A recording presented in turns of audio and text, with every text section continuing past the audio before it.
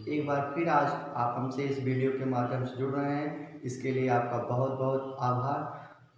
पिछले लेक्चर में हमने देखा था जनन क्या होता है, जनन के मुख्य कितने प्रकार होते हैं, जिसमें हमने पाया कि जनन लैंगिक और अलैंगिक दो प्रकार से होता है। तो लैंगिक जनन और अलैंगिक जनन के बारे में हमने संक्षिप्त जानकारी प्राप्त करने के साथ ही साथ उसमें मुख्य अंतर पढ़ा। अलैंगिक जनन क्या होता है, अलैंगिक जनन की मुख्य विधियां क्या होती हैं, उसको हम लोगों ने डिटेल में अध्ययन किया। तो एग्जाम के नज़रिए से जितना भी महत्वपूर्ण क्वेश्चन बन सकता है उन सभी का आंसर उस वीडियो के माध्यम से आप प्राप्त कर सकते हैं। आज हम लोग जो टॉपिक शुरू करने वाले हैं वह है लैंगिक जनन।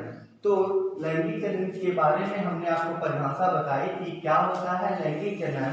तो लैंगिक जनन दो समान जाति के किंतु विपरीत लिंगों वाले अर्थात एक नर और एक मादा पारस्परिक क्रिया के फलस्वरूप जब संतान उत्पन्न करते हैं तो यही क्रिया लैंगिक जनन कहलाती है।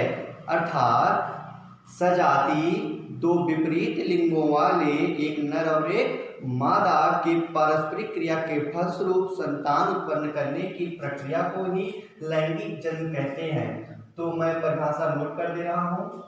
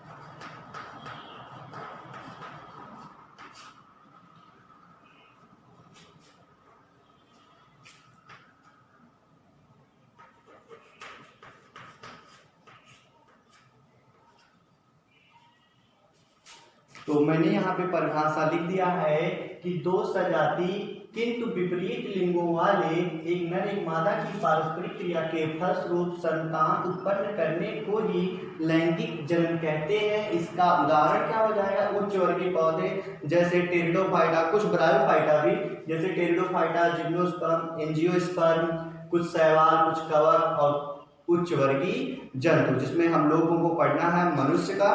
तो हम लोग मनुष्य का लैंगिक जनन डिटेल में पढ़ेंगे। तो पहले लैंगिक जनन समझ लें। तो जैसे एक नर और एक मादा, हम सभी भलीभांति जानते हैं नर को ऐसे और मादा को ऐसे प्रतीक के द्वारा दर्शाते हैं।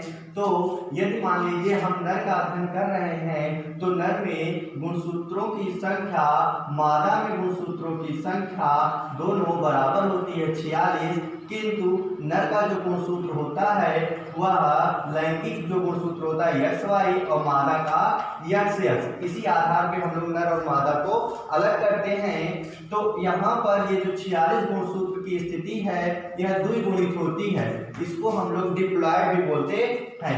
अब आप 11th में हैप्लॉयड और डिप्लॉयड का मतलब समझे होंगे। तो नर से नर युग्मक बनता है तथा मादा से मादा युग्मक बनती है, किंतु युग्मक बनने की क्रिया मियोसिस से द्वारा पूर्ण होती है। और हम सभी जानते हैं मियोसिस अर्थात अर्धसूत्री विभाजन, जिसमें एक मातृकोशा से 4 पुत्री कोशिकाएं बनती हैं और पुत्री कोशिकाओं में गुणसूत्रों की संख्या मातृकोशिका की आधी रह जाती है।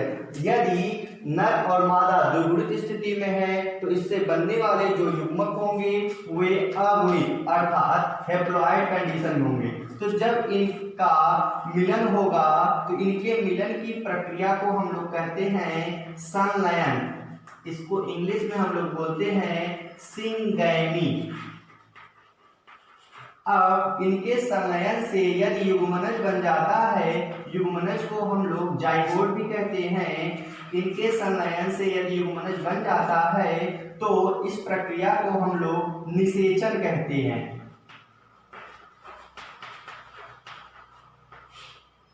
अब यहाँ पर यदि हम देखें युग्मनज किस अवस्था में होता है तो युग्मनज द्विगुणित अवस्था में होता है, क्योंकि नर युग्मक और मादा युग्मक दोनों अगुणित होते हैं और जब ये मिल जाते हैं परस्पर इससे द्विगुणित 2n स्टेज प्राप्त हो जाती है।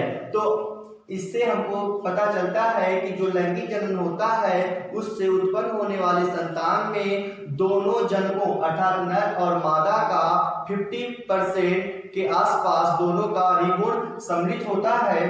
तो इस प्रकार से जो संतान होती है उसमें किसी एक का गुण, जैसा कि हम लोगों ने अलैंगिक जनन पढ़ा था, किसी एक का गुण ही होता है संतान में और संतान जनक के गुण समान होती है। तो यहाँ पर ऐसा नहीं है। यहाँ पे जो संतान होती है वह अपने माता पिता दोनों का मिश्रित गुण लेकर अपने अंदर अपने विकास को पूर्ण करती है। अतः जो संतान होगी वह माता पिता दोनों का गुण रखने के कारण उनसे थोड़ा सा डिफरेंट होती है, जिसके कारण वह जैव विकास में मुख्य भूमिका निभाती है। लैंगिक जनन को और डिटेल में पढ़ने के लिए हमें कुछ छोटे छोटे टर्म जानने पड़ेंगे, जैसे कि जनन अवस्था क्या होती है, कायिक अवस्था क्या होती है। तो उसकी परिभाषा कुछ इस प्रकार से है। लैंगिक जनन आरंभ करने से पहले सभी जीव अपने जीवन में वृद्धि की एक निश्चित अवस्था एवं परिपक्वता तक पहुँचते हैं। इसे ही जंतुओं में हम किशोरावस्था कहते हैं तथा पौधों में कायिक अवस्था कहते हैं। तो मैं इसकी परिभाषा बोर्ड पर लिख दे रहा हूँ। यहाँ पर लिखा है परिभाषा, लैंगिक जनन प्रारंभ करने से पहले सभी सजीव अपने जीवन में वृद्धि की एक निश्चित अवस्था एवं परिपक्वता तक पहुँचते हैं, जिसे हम लोग तरुण अवस्था कहते हैं। इसी को जंतु में किशोरावस्था और पौधों में कायिक अवस्था भी कही जाती है। यदि हम पौधों की बात करें तो कायिक अवस्था के आधार पर पौधों को हम 3 आधार पर वर्गीकृत कर सकते हैं। पहला 1 वर्षीय पौधे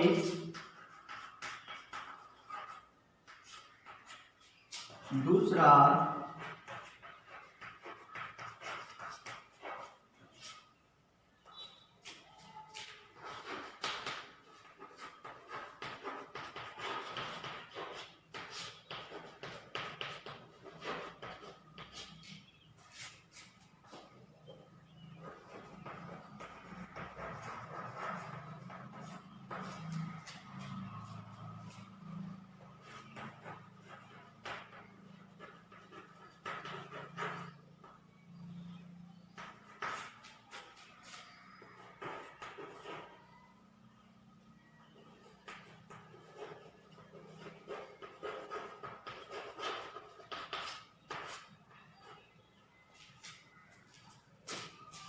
इसके पहले भी आपने एक वर्षीय, द्विवर्षीय और बहुवर्षीय पढ़ा होगा, समझा होगा। लोग बताते हैं कि एक वर्षीय का मतलब होता है जो एक बार फल दे, द्विवर्षीय का मतलब जो 2 बार दे, बहुवर्षीय का मतलब होता है जो कई बार दे। लेकिन ऐसा इसकी परिभाषा अगर बोला जाए तो ये पूर्णतः गलत होगा। एक वर्षीय का मतलब होता है जो अपना पूरा जीवन काल सिर्फ और सिर्फ एक ही ऋतु में, एक ही सीजन में पूरा कर लेता है, अर्थात अपना पूरा वृद्धि विकास कर लेता है, पुष्पन करता है, फलन करता है, उसके बाद नष्ट हो जाता है एक ही सीजन में। तो ऐसे पौधों को हम लोग एक वर्षीय पौधा कहते हैं। जैसे धान, गेहूं, मटर, ये सभी एक वर्षीय। द्विवर्षीय की बात करें तो द्विवर्षीय जिस सीजन में इसको लगाया जाता है उसके अगले सीजन में यह अपना जीवन काल पूर्ण करता है, अर्थात पुष्पन और फलन की प्रक्रिया करने के पश्चात नष्ट हो जाता है। फिर दोबारा कभी यह पुष्पन और फलन करने की स्थिति में नहीं आ पाता, क्योंकि उसके पहले ही यह नष्ट हो जाता है। ठीक इसी प्रकार से अगर हम बहुवर्षीय की बात करें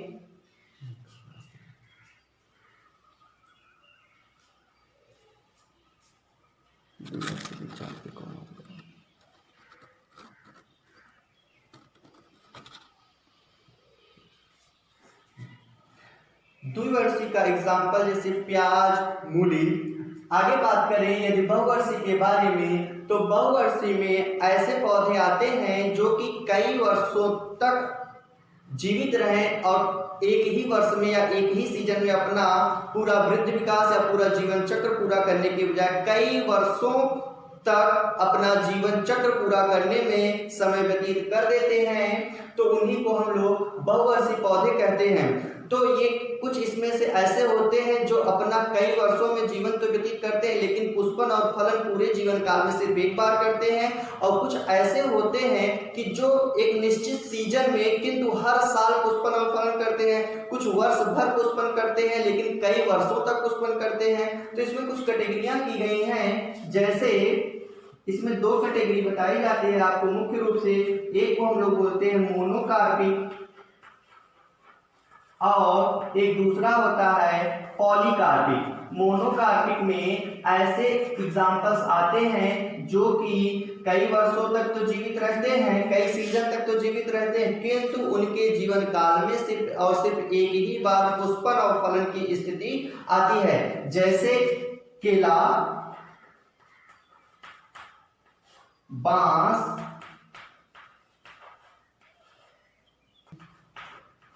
स्ट्रोबिलेंथस, कुंथियाना,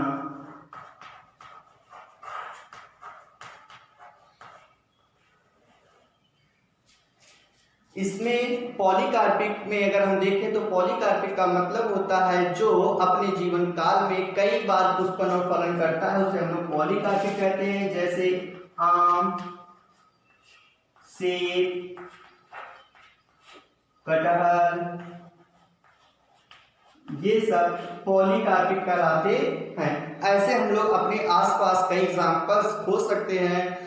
आपको इंटरेस्टिंग भी लगेगा। आप अपने वातावरण में देखिए, अपने आस पड़ोस में देखिए, कुछ ऐसे पुष्प मिलेंगे, कुछ ऐसे पौधे मिलेंगे जो एक ही बार में अपना जीवन चक्र पूरा कर लेते हैं। कुछ ऐसे होंगे जो कई बार जीवन चक्र पूरा करने में काफी समय लगा देते हैं। तो यहाँ पर हम जानेंगे बांस के बारे में। ये जानकारी है कि यह अपना जीवन चक्र पूरा करने में लगभग 50 से 100 वर्षों का समय लगा देता है और पुष्पन और फलन अधिकाधिक मात्रा में करता है और उसके बाद यह नष्ट हो जाता है। ठीक इसी प्रकार से स्ट्रोबिलस कुंथियाना के बारे में एनसीईआरटी की बुक में मेंशन है कि पिछली बार 2006 में सितंबर अक्टूबर के महीने में केरल, कर्नाटक और तमिलनाडु का जो क्षेत्र है वहां पर इस पौधे का पुष्पन और फलन पर्याप्त मात्रा में देखा गया था। तो मैं नोट कर दे रहा हूं यहाँ पर, ये होता है 50 से 100 वर्षों में और इसका पुष्पन और फलन होता है प्रत्येक 12 वर्ष में।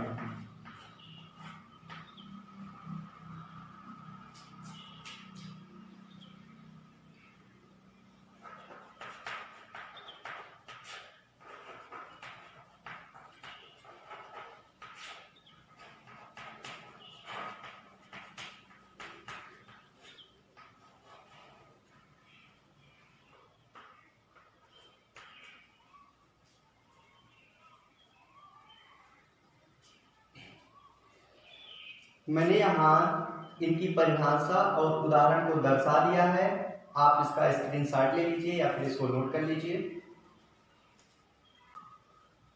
पौधों के बारे में बात करने के पश्चात यदि हम जंतुओं की तरफ चलें तो जंतुओं में कुछ ऐसे होते हैं जो कि अपने जीवन काल में पूरे वर्ष के दौरान अंडे देते हैं, जैसे कि कुक्कुट पालन हम लोग करते हैं। लेकिन कुछ ऐसे होते हैं जो कि सिर्फ और सिर्फ सीजनल होते हैं, अर्थात निश्चित समय में ही अंडे देते हैं, हमेशा नहीं।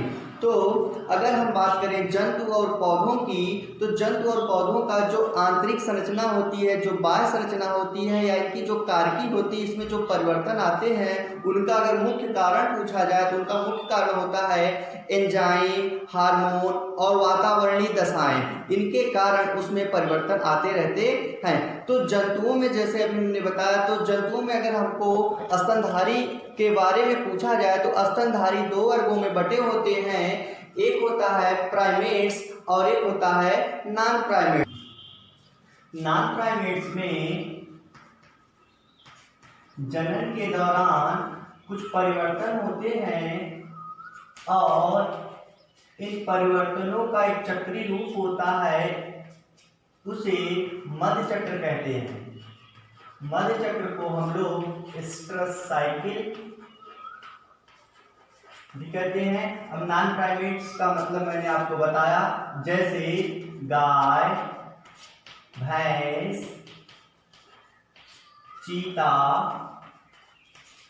चूहा, कुत्ता आदि।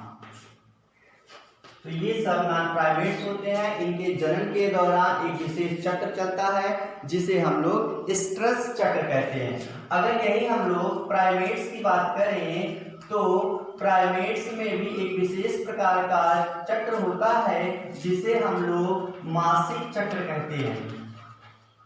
ये दोनों चक्र सिर्फ और सिर्फ मादाओं में ही होता है। अब इसके एग्जाम्पल्स जैसे बंदर, कपी एवं मनुष्य, इनमें मासिक चक्र होता है, जबकि नॉन प्राइमेट्स में मध्य चक्र होता है। और ये है क्या? ये दोनों स्तनधारी होते हैं। अब इनके बारे में एक और विशेष बात है कि कुछ ऐसे होते हैं जो कि अपने जनन के दौरान सदैव तत्पर होते हैं, सदैव एक्टिव होते हैं, हमेशा जनन के लिए तैयार रहते हैं। उन्हें हम लोग सतत प्रजक कहते हैं। और कुछ ऐसे होते हैं जो कि अपने रिप्रोडक्टिव फेज के स्टार्ट होने के पश्चात भी कुछ निश्चित समय में ही, एक निश्चित सीजन में ही वे जनन के लिए एक्टिव होते हैं। उन्हें हम लोग मौसमी प्रजक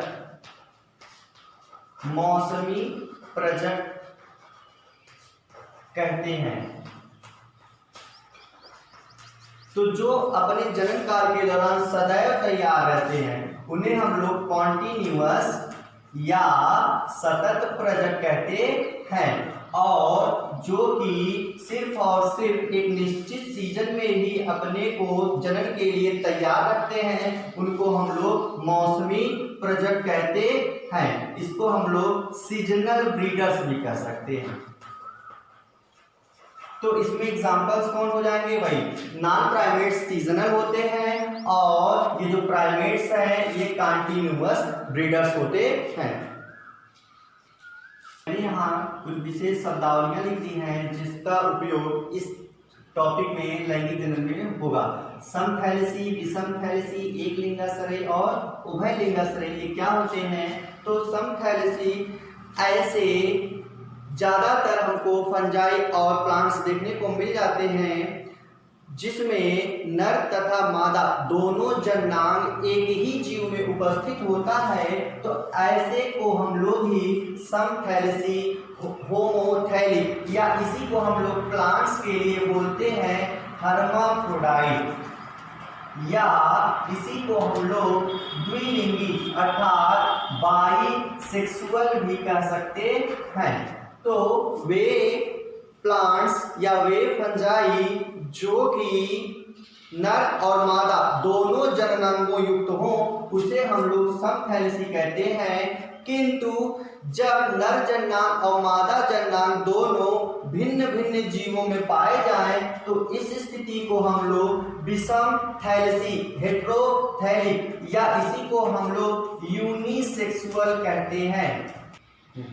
ध्यान से सुनेंगे। अगला एक लिंगाश्रयी। एक लिंगाश्रयी का मतलब होता है जब नर जननांग युक्त पुष्प और मादा जननांग युक्त पुष्प अलग अलग पौधों पर पाया जाएगा, तब हम उसे क्या कहेंगे? एक लिंगाश्रयी। जैसा कि शब्द से ही क्लियर है, एक लिंग को आश्रय देने वाला पौधा, उसी को क्या कहेंगे? एक लिंगाश्रयी। किंतु यदि ऐसा हो कि एक ही पौधे में नर जननांग युक्त पुष्प और मादा जननांग युक्त पुष्प एक ही पौधे में पाया जाएगा, तब उस स्थिति को हम लोग कहते हैं उभय लिंगाश्रयी अर्थात मोनोइसियस। अब आगे का जो टर्म है जो ज्यादातर जंतुओं के लिए इस्तेमाल किया जाता है, हालांकि पौधों में भी इस्तेमाल किया जाता है, जिसे हम लोग कहते हैं, अभी मैंने यहाँ पे बता दिया है, उसे हम लोग कहते हैं एक लिंगी और द्विलिंगी। ये क्या होते हैं? तो मैंने लिखा है द्विलिंगी और एक लिंगी। ये क्या होते हैं?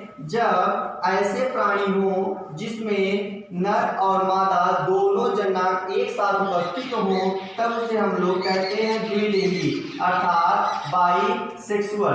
किंतु यदि सिर्फ और सिर्फ एक ही जननांग एक प्राणी में उपस्थित हो और दूसरा जननांग दूसरे प्राणी में उपस्थित हो, तब ऐसी कंडीशन को हम लोग एक लिंगी या यूनिसेक्सुअल कहते हैं। मैं इसका एग्जांपल्स लिख दे रहा हूं।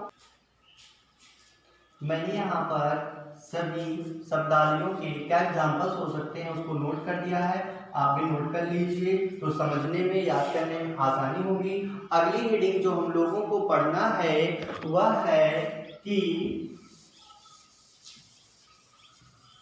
लैंगिक जनन की घटनाएं।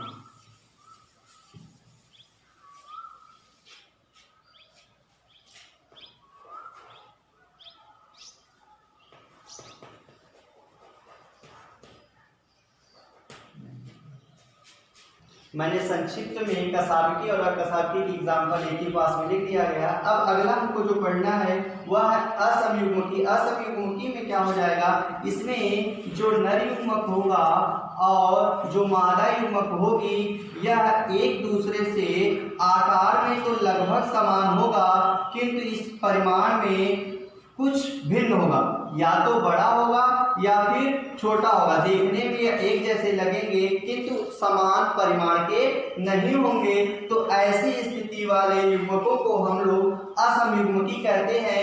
यह भी आपस में मिलकर क्या बनाएंगे? एक युग्मनज बनाएंगे जो कि कैसा होगा? द्विगुणित होगा।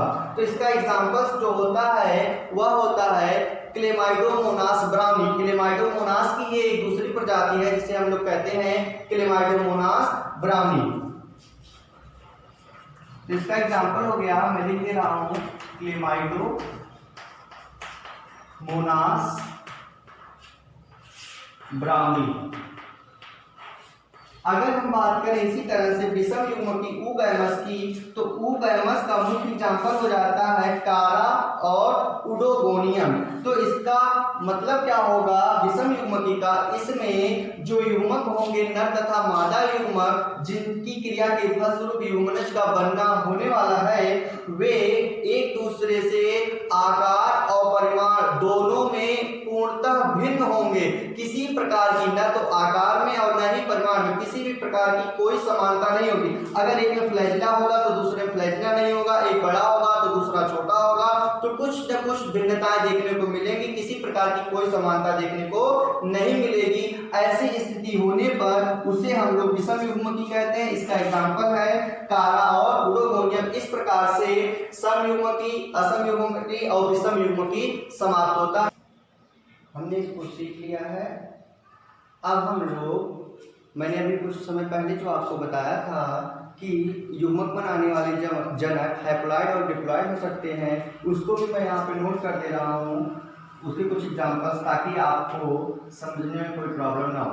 तो हैप्लॉइड जनक में कौन कौन आएंगे और डिप्लॉइड जनक में कौन कौन आएंगे, उसको मैं यहाँ पे नोट कर दे रहा हूँ। हैप्लॉइड में आने वाले जनक हैं जैसे मोनेरा, शैवाल, कवक, ब्रायोफाइटा। इसी तरह से डिप्लॉइड में कौन कौन आएंगे, डिप्लॉइड में आने वाले हैं टेरिडोफाइटा, टेरिडो से लेकर एंजियो तक। तो टेरिडोफाइटा, जिम्नोस्पर्म, जिम्नोस्पर्म को हिंदी में क्या कहते हैं, जिम्नोस्पर्म को हम लोग हिंदी में अनावृत बीजी कहते हैं, और आवृत बीजी या एंजियोस्पर्म। ये ऐसे एग्जाम्पल्स हैं जो कि डिप्लॉइड होते हैं, और मोनेरा, शैवाल, कवक, ब्रायोफाइटा ये सब हैप्लॉइड होते हैं। तो हैप्लॉइड में अगर युग्मक बनना है तो उसके लिए माइटोसिस करेंगे, और डिप्लॉइड के द्वारा यदि युग्मक बनाना है तो उसके लिए हम लोगों को मियोसिस देखने को मिलता है। तो अब मैं आगे बताऊंगा आपको, जो कि अगली रीडिंग है, युग्मक स्थानांतरण।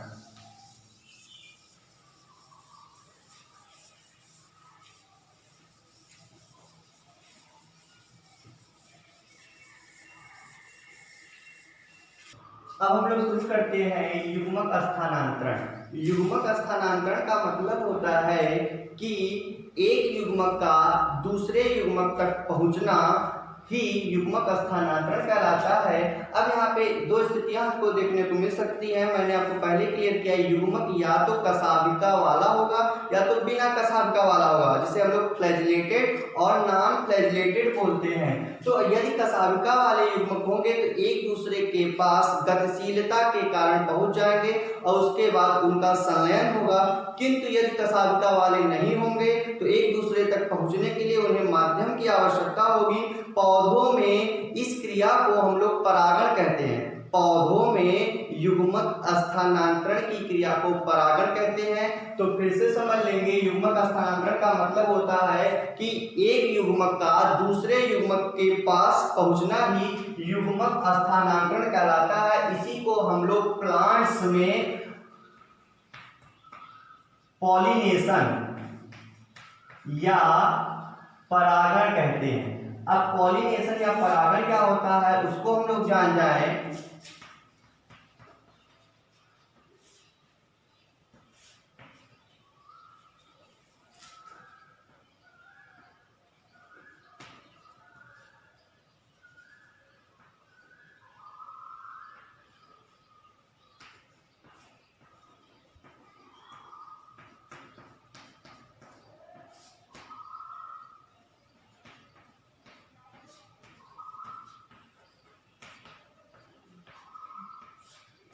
परागण की परिभाषा नोट कर दी है। नर जननांगों द्वारा पुंकेसर का निकलकर मादा जननांग के वर्तिकाग्र पर पहुंचने की क्रिया को परागण कहते हैं। परागण मुख्यतः दो प्रकार से देखने को मिलता है। एक को हम लोग बोलते हैं स्वपरागण और दूसरा कहलाता है परपरागण। स्वपरागण को हम लोग सेल्फ पॉलिनेशन और पर परागण को क्रॉस पॉलिनेशन कहते हैं।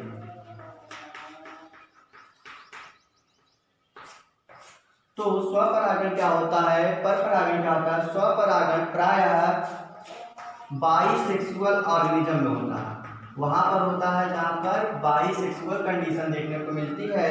और पर परागण बाइसेक्सुअल में भी मिल सकता है और ज्यादातर प्रायः देखा जाए तो यह यूनिसेक्सुअल मिलता है। हालांकि बाइसेक्सुअल में भी मिल सकता है, ऐसा नहीं है कि बाइसेक्सुअल में ये नहीं होगा, बाइसेक्सुअल में भी यह हो सकता है, इसका ध्यान रखेंगे हम लोग। तो स्वपरागण वहां पर होगा जब स्थिति में ऐसा कुछ देखने को आएगा कि नर जननांग और मादा जननांग एक ही पुष्प में होंगे या एक ही पौधे में उपस्थित होंगे, तो नर जननांग द्वारा निर्मित पुंकेसर को मादा के वर्तिकाग्र पर पहुंचने में किसी प्रकार की कोई जटिलता, कोई कठिनाई नहीं होगी, अर्थात वह आसानी से उसके पास पहुंच सकता है बिना किसी माध्यम की सहायता के। तो ऐसी स्थिति को हम लोग स्वपरागण कहते हैं। स्व का मतलब आपस में, अपने में ही, जब बिना किसी माध्यम के स्वयं से ही नर जननांग द्वारा निर्मित पुंकेसर उसी पौधे के, उसी पुष्प के वर्तिकाग्र तक पहुंच जाएगा बिना माध्यम के, उसी को हम लोग स्वपरागण कहेंगे। इसी के दूसरे रूप को अगर देखें पर परागण, तो पर परागण में माध्यम की सहायता के द्वारा, माध्यम में क्या कर रहा हूं, माध्यम का मतलब होगा जल के द्वारा, वायु के द्वारा, जंतुओं के द्वारा, कीटों के द्वारा, कई रूपों में हम लोग अलग अलग माध्यमों को जानते हैं। उसी की सहायता से पुंकेसर जब वर्तिकाग्र तक पहुंचेगा तो उस स्थिति को हम लोग कहते हैं पर परागण, अर्थात दूसरों की सहायता के द्वारा जब परागण होगा उसको हम लोग कहते हैं पर परागण। और जब बिना किसी माध्यम की सहायता से परागण हो जाएगा तब हम लोग उसे कहेंगे स्वपरागण। तो अब स्वपरागण और पर परागण के लिए छोटी सी बात हमको यह जाननी चाहिए कि क्या युग्मक गतिशील हो तो भी पर परागण संभव है? तो उससे पहले एक चीज जान जाए कि किसके किसके युग्मक गतिशील होते हैं और किसके युग्मक गतिशील नहीं होते। तो हालांकि ज्यादातर नर युग्मक गतिशील होता है, नर युग्मक छोटा होता है, मादा युग्मक गतिशील नहीं होती क्योंकि उसका साइज बड़ा होता है। तो शैवाल, ब्रायोफाइटा के जो नर होते हैं, नर युग्मक होते हैं, वो गतिशील होते हैं, किंतु जितने भी बीजी पौधे हों उनके नर युग्मक गतिशील नहीं होते। तो बीजी पौधे मतलब जैसे आवृत्त बीजी या अनावृत्त बीजी भी बोल सकते हैं हम लोग। तो नर युग्मक साधारणतः कैसे होते हैं? गतिशील होते हैं, मोटाई जिसको हम लोग बोलते हैं इंग्लिश में। तो किसके किसके मैंने कहा? मैंने बताया कि शैवाल के, ब्रायोफाइटा के नर युग्मक गतिशील होते हैं, किंतु बीजी पौधे के नर युग्मक गतिशील नहीं होते। तो मैं लिख दे रहा हूं, अगली हेडिंग जो हमको पढ़नी है वह है निषेचन। निषेचन क्या होता है? इसको हम लोग इंग्लिश बोलते हैं फर्टिलाइजेशन। निषेचन क्या होता है? नर युग्मक और मादा युग्मक का परस्पर संलयित होकर युग्मनज बनाने की क्रिया को ही निषेचन कहते हैं। ध्यान देंगे, नर और मादा युग्मक का मिलना निषेचन नहीं होता। नर और मादा युग्मक के मिलने को संलयन कहते हैं। और इसके संलयन से यदि द्विगुणित युग्मनज बने, इसके संलयन से यदि द्विगुणित युग्मनज बने, इसको मैं बोल दूं नर युग्मक है ये, और एक दूसरा युग्मक मैं ले रहा हूं, ये है मादा युग्मक, और इनके परस्पर मिलन को हम लोग कहते हैं सिंगैनी, हिंदी में इसे कहते हैं संलयन। और इनके मिलने से यदि द्विगुणित, कैसा? द्विगुणित युग्मनज बन जाए तो उसी को हम लोग निषेचन की क्रिया कहते हैं। निषेचन की परिभाषा इस प्रकार से होगी। निषेचन दो प्रकार से होता है, एक को हम लोग कहते हैं आंतरिक निषेचन और एक दूसरा होता है जिसे हम लोग कहते हैं बाह्य निषेचन। इसको इंग्लिश में बोलते हैं एक्सटर्नल फर्टिलाइजेशन। चार्ट नहीं चल रहा है। इसको हम लोग बोलते हैं एक्सटर्नल फर्टिलाइजेशन और इसे हम लोग बोलते हैं इंटरनल फर्टिलाइजेशन। ध्यान से सुन लेंगे, कई बार हमसे निषेचन की परिभाषा उसके प्रकार के बारे में पूछ लिया जाता है। तो आंतरिक निषेचन क्या होता है? ऐसा निषेचन जो कि मादा शरीर के भीतर होता है, ऐसा निषेचन जो कि मादा शरीर के भीतर होता है, उसे हम लोग आंतरिक निषेचन कहते हैं। अर्थात नर युग्मक मादा युग्मक के पास जाता है और उनका मिलन जो होता है, मिलन के पश्चात जो युग्मनज का बनना होता है वो कहाँ होता है? मादा शरीर के भीतर। तो ऐसे निषेचन को हम लोग आंतरिक निषेचन कहते हैं। किंतु अगर नर तथा मादा युग्मक के मिलने से युग्मनज का जो निर्माण हो, ऐसी क्रिया यदि माध्यम में हो, फिर से वही माध्यम की बात आ गई। साधारणतः यहाँ पे जलीय माध्यम देखने को मिलता है, जैसे कि शैवाल में, ब्रायोफाइटा में, मछलियों में ये जनन देखने को मिलता है, ये निषेचन प्रक्रिया देखने को मिलती है। तो मैंने कहा कि जब मादा शरीर के अंदर ना होगा, कहाँ हो? बाहर हो, किसी माध्यम में, साधारणतः जल में ही होता है, तो ऐसा निषेचन क्या कहलाएगा? ऐसा निषेचन कहलाएगा बाह्य निषेचन। मैंने यहाँ उदाहरण नोट कर दिया है कि आंतरिक निषेचन के जो उदाहरण होंगे वो होंगे सरीसृप, पक्षी, स्तनधारी और पादप में कौन कौन? जैसे ब्रायो हो गया, टेरिडोफाइटा हो गया, एंजियोस्पर्म हो गया, जिम्नोस्पर्म हो गया। इन सब में आंतरिक निषेचन देखने को मिलता है। सरीसृप आप जानते हैं जो रेंग कर चलने वाले प्राणी होते हैं।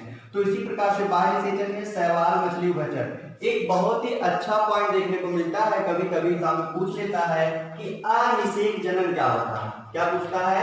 अनिषेक जनन। इसको हम लोग इंग्लिश में बोलते हैं पार्थेनोजेनेसिस। ये क्या होता है? पार्थेनोजेनेसिस। तो पार्थेनोजेनेसिस का मतलब होता है कि जब बिना निषेचन के ही मादा द्वारा नए प्राणी की उत्पत्ति देखने को मिल जाए, क्योंकि युग्मनज बन जाता है। तो बिना निषेचन के ही जब युग्मनज बन जाता है तो इस तरह का प्रक्रिया कहलाता है अनिषेचन। बिना निषेचन के क्या कहा जा रहा है? बिना निषेचन के जब युग्मनज बने, बिना निषेचन के, तो उसे ही हम लोग कहते हैं अनिषेक जनन। इसके एग्जांपल्स कौन कौन होंगे? जैसे मधुमक्खी, कुछ छिपकलियां भी इसमें आती हैं। छिपकलियों की कई प्रजातियां होती हैं, जिसमें से कुछ छिपकली आती है। और रोटीफर्स यह एक समूह है। तो ये सब अनिषेक जनन को दर्शाते हैं।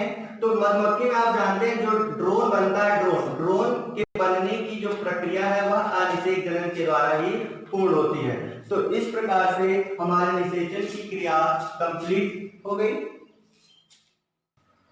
मैंने यहाँ उदाहरण नोट कर दिया है कि आंतरिक निषेचन के जो उदाहरण होंगे वो होंगे सरीसृप, पक्षी, स्तनधारी और पादप में कौन कौन? जैसे ब्रायो हो गया, टेरिडोफाइटा हो गया, एंजियोस्पर्म हो गया, जिम्नोस्पर्म हो गया। इन सब में आंतरिक निषेचन देखने को मिलता है। सरीसृप आप जानते हैं जो रेंग कर चलने वाले प्राणी होते हैं। तो इसी प्रकार से बाह्य निषेचन में शैवाल, मछली, उभयचर। एक बहुत ही अच्छा पॉइंट देखने को मिलता है, कभी कभी एग्जाम में पूछ लेता है कि अनिषेक जनन क्या होता है? क्या पूछता है?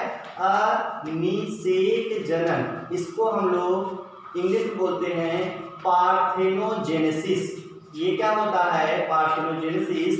तो पार्थेनोजेनेसिस का मतलब होता है कि जब बिना निषेचन के ही मादा द्वारा नए प्राणी की उत्पत्ति देखने को मिल जाए, क्योंकि युग्मनज बन जाता है। तो बिना निषेचन के ही जब युग्मनज बन जाता है तो इस तरह का प्रक्रिया कहलाता है अनिषेक जनन। बिना निषेचन के क्या कहा जा रहा है? बिना निषेचन के जब युग्मनज बने, बिना निषेचन के, तो उसे ही हम लोग कहते हैं अनिषेक जनन। इसके एग्जांपल्स कौन कौन होंगे? जैसे मधुमक्खी, कुछ छिपकलियां भी इसमें आती हैं। छिपकलियों की कई प्रजातियां होती हैं, जिसमें से कुछ छिपकली आती है। और रोटीफर्स यह एक समूह है।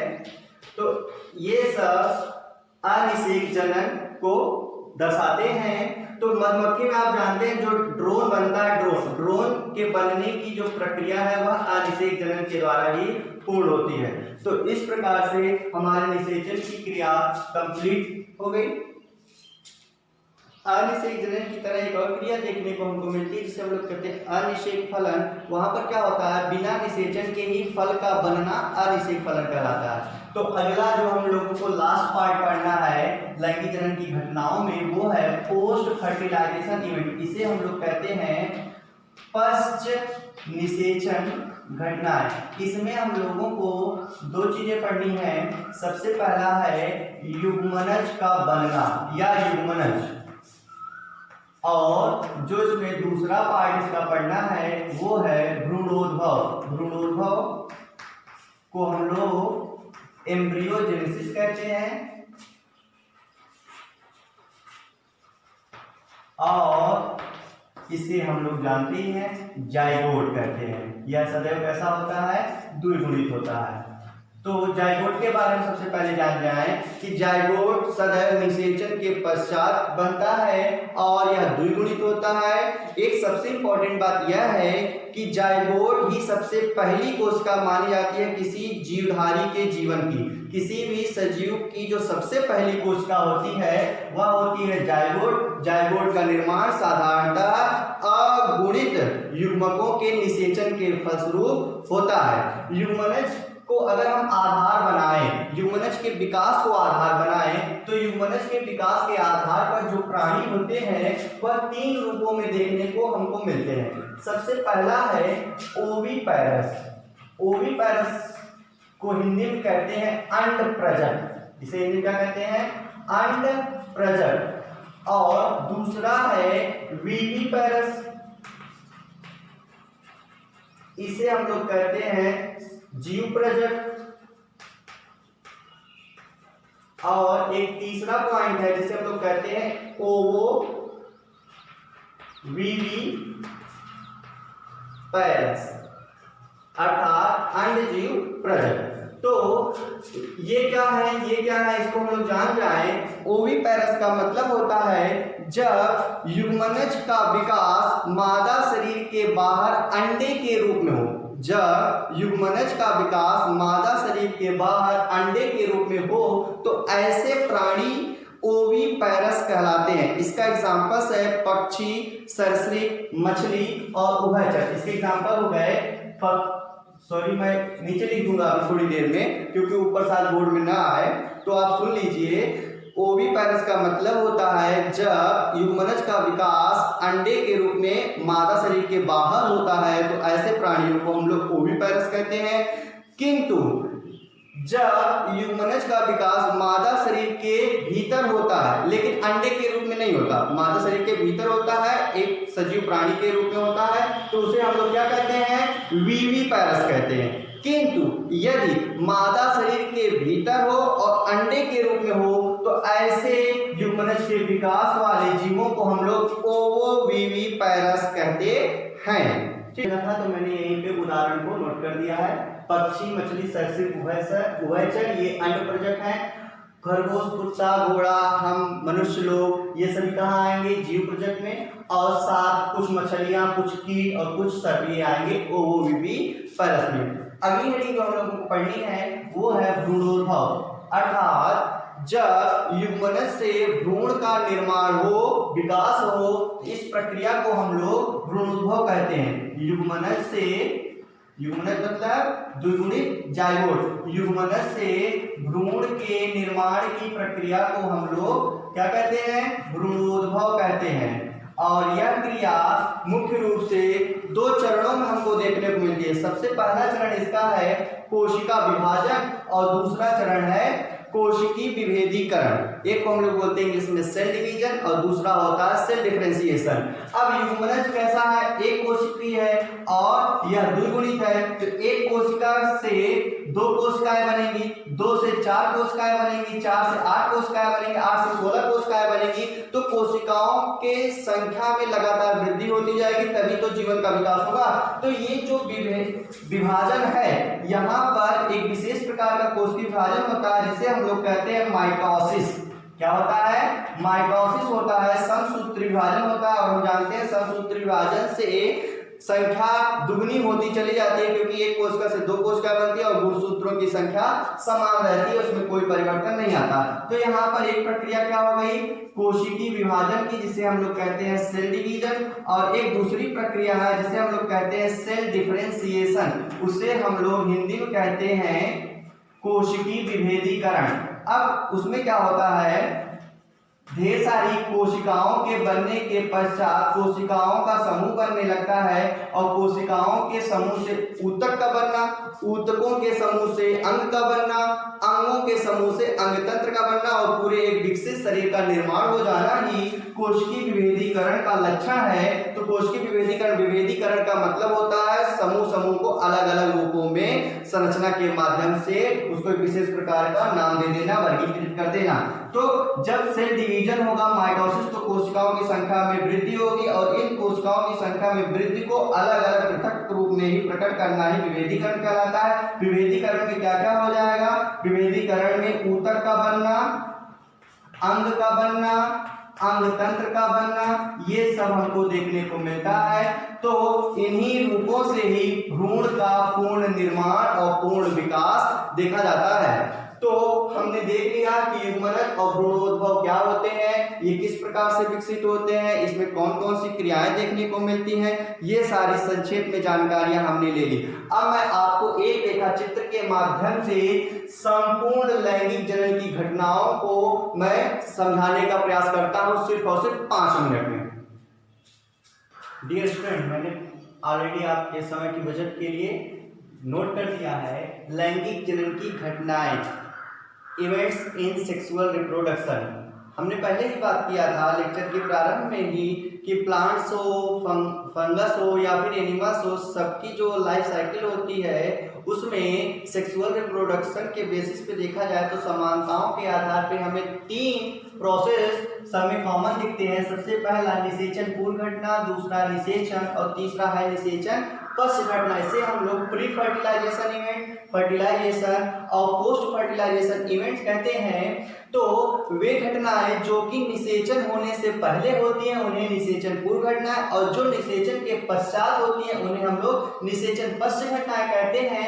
अब मैं आपको बताऊं, निषेचन पूर्व घटनाओं में हमको 2 प्रोसेस पढ़ने होते हैं। सबसे पहला है युग्मक जनन और दूसरा है युग्मक स्थानांतरण। युग्मक जनन में हम लोग पढ़ते हैं कि किसी भी जीवधारी के द्वारा किस प्रकार से युग्मक का निर्माण होता है, और ये युग्मक 2 प्रकार के होते हैं, एक होता है नर युग्मक और एक होती है मादा युग्मक। नर युग्मक को हम लोग शुक्राणु या पुमड़ भी कहते हैं, तथा मादा युग्मक को हम लोग अंडाणु या अंड कोशिका कहते हैं। और अगर इसके हम लोग आकार और परिमाण के आधार पर बात करें तो युग्मक 3 रूपों में देखने को मिलते हैं। पहले को हम लोग समयुग्मकी, दूसरे रूप को हम लोग असमयुग्मकी और तीसरे को विषमयुग्मकी कहते हैं।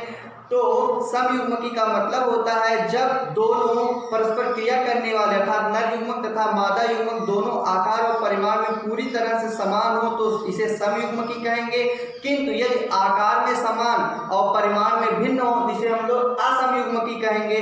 और जब आकार और परिमाण में पूरी तरह से भिन्न होंगे, किसी प्रकार की कोई समानता नहीं होगी, तब हम इसे विषमयुग्मकी कहेंगे। तो नर युग्मक और मादा युग्मक 3 रूपों में हो सकते हैं, सम, असम और विषम युग्मकी के रूप में। तो नर युग्मक नर जननांगों द्वारा तथा मादा युग्मक मादा जननांगों के द्वारा बनते हैं, और इनके बनने की क्रिया मियोसिस के द्वारा, प्रायः मियोसिस के द्वारा अर्धसूत्री विभाजन के ही द्वारा पूर्ण होती है, क्योंकि युग्मक सदैव अगुणित हैप्लॉइड स्टेज में ही होते हैं। इसका जो दूसरा रूप हमें पढ़ना है युग्मक स्थानांतरण, जैसा कि नाम से ही स्पष्ट है, युग्मक का एक स्थान से दूसरे स्थान तक पहुंचना ही स्थानांतरण कहलाएगा। और कहां से कहां तक जाएगा, जहां बनेगा और जहां पर यह निषेचित होगा, बनने के स्थान से निषेचन वाले स्थान तक पहुंचने की क्रिया को ही युग्मक स्थानांतरण कहते हैं। और प्लांट में, पौधों के केस में इसको हम लोग परागण कहते हैं, पॉलिनेशन। ये परागण मुख्यतः 2 प्रकार का होता है, एक को हम लोग बोलते हैं स्वपरागण सेल्फ पॉलिनेशन, और दूसरे को कहते हैं पर परागण क्रॉस पॉलिनेशन। परागण क्या होता है, नर युग्मक का मादा के वर्तिकाग्र पर पहुंचने की क्रिया को ही परागण कहते हैं। यह माध्यम पर और बिना माध्यम के। तो माध्यम पर निर्भर रहेगा जिसे पर परागण कहेंगे, बिना माध्यम के होगा जिसे स्वपरागण कहेंगे। स्वपरागण का तात्पर्य होता है जब एक ही पौधे के दो भिन्न पुष्प या एक ही पौधे के एक ही पुष्प में उपस्थित नर तथा मादा जननांगों में बनने वाले युग्मकों का आपस में एक दूसरे तक पहुंचने की क्रिया देखी जाएगी, तब इसे साधारणतः कौन जाता है, नर युग्मक मादा युग्मक के पास जाता है। तो जब नर युग्मक एक ही पुष्प के मादा जननांग के पास पहुंचेगा तो उसे स्वपरागण कहेंगे। और यदि उसी जात के किसी दूसरे पौधे तक पहुंचेगा और उसके पहुंचने के लिए किसी माध्यम वो माध्यम जल हो सकता है, कीट हो सकते हैं या कोई जंतु हो सकता है, जब माध्यम के द्वारा नर युग्मक या जिसको हम लोग क्या कहते हैं, पुंकेसर कहते हैं, सॉरी जिसे हम लोग परागकण कहते हैं, जब वो परागकण कहाँ पहुंचेगा, वर्तिकाग्र तक पहुंचेगा तो उसे हम लोग पर परागण कहेंगे। तो इसी प्रकार से अब हमारा निषेचन पूर्व घटना पूरा हो जाता है। उसके पश्चात शुरू होता है निषेचन। जब नर युग्मक मादा युग्मक के पास पहुंच जाता है तो उनके संलयन की क्रिया होती है। संलयन का मतलब होता है मिलना, और इनके मिलने के पश्चात यदि द्विगुणित युग्मनज बन जाता है उसी को हम लोग निषेचन कहते हैं। निषेचन दो तरीके का हो सकता है, एक होता है आंतरिक निषेचन और दूसरा होता है बाह्य निषेचन। यदि निषेचन की क्रिया मादा शरीर के भीतर होगी तो इसे हम लोग कहते हैं आंतरिक निषेचन, किंतु यदि मादा शरीर के बाहर किसी माध्यम में जैसे कि जल में होगा तो इसे हम लोग कहेंगे बाह्य निषेचन। एक और क्रिया होती है जिसमें कि बिना निषेचन के ही युग्मनज बन जाता है तो उस क्रिया को हम लोग कहते हैं अनिषेक जनन।